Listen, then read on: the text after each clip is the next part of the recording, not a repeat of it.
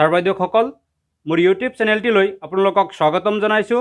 Assam TET চিলেবাছৰ পৰিৱেশৰ দ্বিতীয় ইউনিটটিত আছে এনভাইৰনমেণ্ট এণ্ড চাইল্ডছ নিড, অৰ্থাৎ পৰিৱেশ আৰু শিশুৰ প্ৰয়োজন।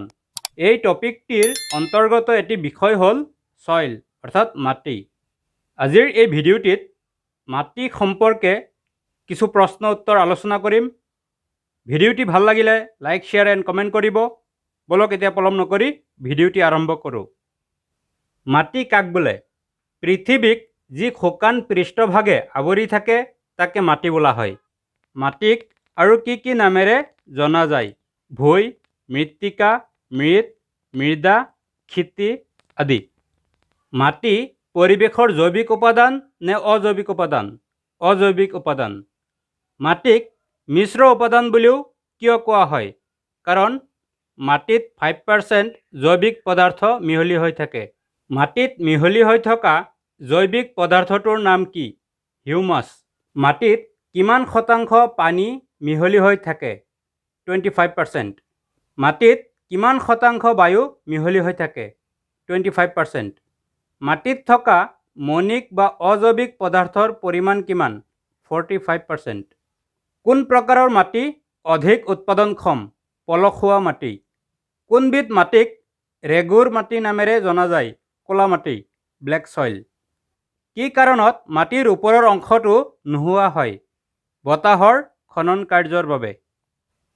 কেনেধৰণৰ মাটিত লো, চূণ আৰু এলুমিনিয়াম আদি অধিক পৰিমাণে থাকে? ক'লা মাটিত। 1 ইঞ্চি মাটি গঠন হ'বলৈ কিমান সময় লাগে? ক্ষেত্ৰ বিশেষে 300 পৰা 1000 বছৰ। পৃথিৱীৰ উপৰিভাগত বছৰি কিমান টন মাটি বিচ্যুত হয়? 530 কোটি টন। মাটিত বায়ুমণ্ডলতকৈ অধিক পৰিমাণে থকা গেছবিধৰ নাম কি? কাৰ্বন ডাই অক্সাইড। মাটিৰ অৱক্ষয়ৰ প্ৰধান কাৰণ কি? পানী আৰু বতাহ।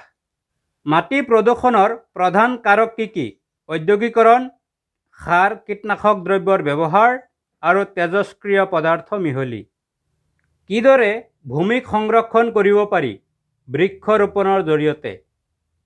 মাটিৰ তলৰ খনিজ ইন্ধন কি পদ্ধতিত গঠন হয়? প্ৰাকৃতিক পদ্ধতিত। কেনেধৰণৰ মাটিৰ সংমিশ্ৰণ গছৰ বাবে উত্তম? বালিচহীয়া, হিউমাছ আৰু আলতীয়া।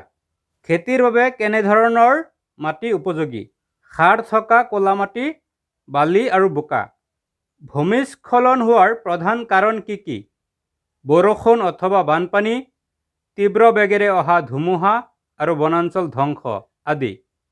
অসমৰ মুঠ মাটিকালি কিমান? ৭৮,438 বৰ্গ কিলোমিটাৰ। মাটিত নাইট্ৰজেন গেছৰ পৰিমাণ কিহে বৃদ্ধি কৰে? কিছুমান বেক্টেৰিয়াই। মাটি কি সম্পদ? মাটি প্ৰকৃততে অজৈব সম্পদ।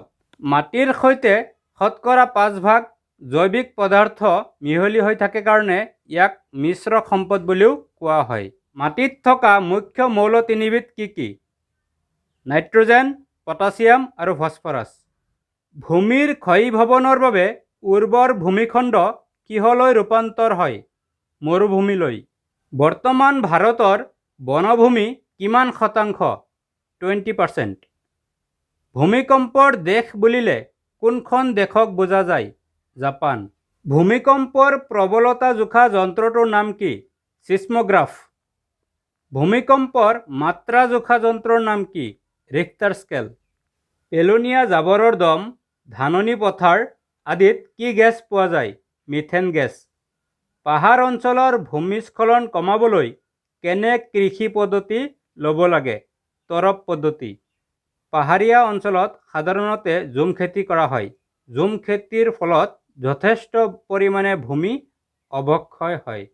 সেয়ে পাহাৰীয়া অঞ্চলৰ ভূমিস্খলন কমাবলৈ খেতি-বাতি কৰিবৰ কাৰণে তৰপ পদ্ধতি অৱলম্বন কৰিব লাগে।